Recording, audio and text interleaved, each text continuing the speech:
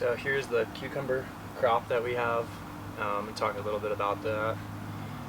Talk about some of the different things you might want to know about it. Not an expert by any means on the topic of cucumbers, but I have grown them for a couple of years. First thing I'll note is in Virginia, we had a lot easier time with them. We've grown them always in greenhouses, but I have seen them grown in the landowner's back personal garden, and I can say that the leaves and everything in here under the greenhouse are definitely doing a lot better in terms of the way they look. These cucumbers have provided us with a good amount of fruit. We always go with a pickling variety because that's what our customers want, and also that's what we can preserve, and we're all about saving all of our own food and those kind of things. We generally start cucumbers in a 4-inch pot, and we let them get to be about 6 inches tall, and when they're that tall, they're ready to go in the ground.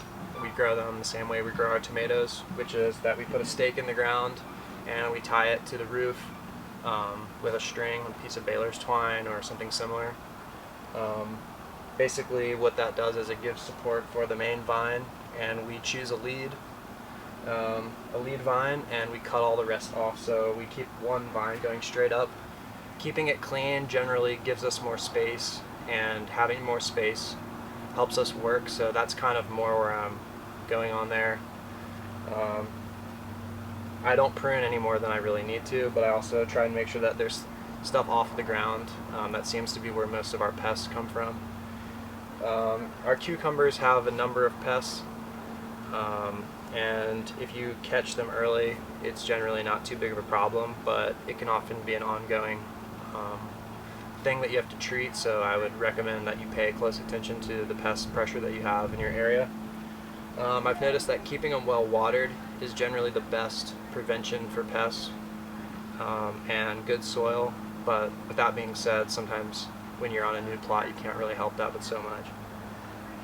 So basically the main problem we've had with the ones in our greenhouse are aphids, and that's kind of been a problem for all of our crops as the summer is ending and it's hot still and it's dry. I expect we'll have problems with aphids until the winter, but we basically spray them off with water. We've used the Dr. Bronner magic soap, the peppermint soap, which has worked a little bit, and it's kind of just an ongoing treatment, so probably every 2 or 3 days we'll come in here and just like knock them back further, because they have a tendency to eat the fruit, not eat the fruit, but turn the fruit yellow, and it'll just be shriveled and less desirable, so it doesn't really work for us.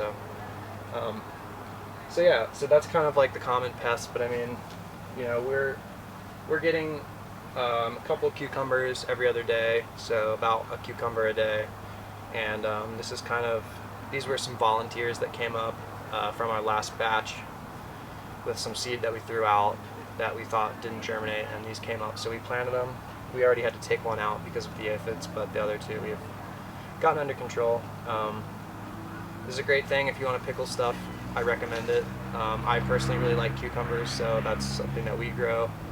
I will say, in terms of growing, we don't do them for our restaurant customers, just because the space that they take up and the treatments that we have to give to them for the pests, and also because they're relatively inexpensive to sell, so it makes it something that we include for our CSA members, the weekly produce boxes, but we don't do it for our restaurant customers unless we have a really big abundance, which I don't expect with just 2 plants.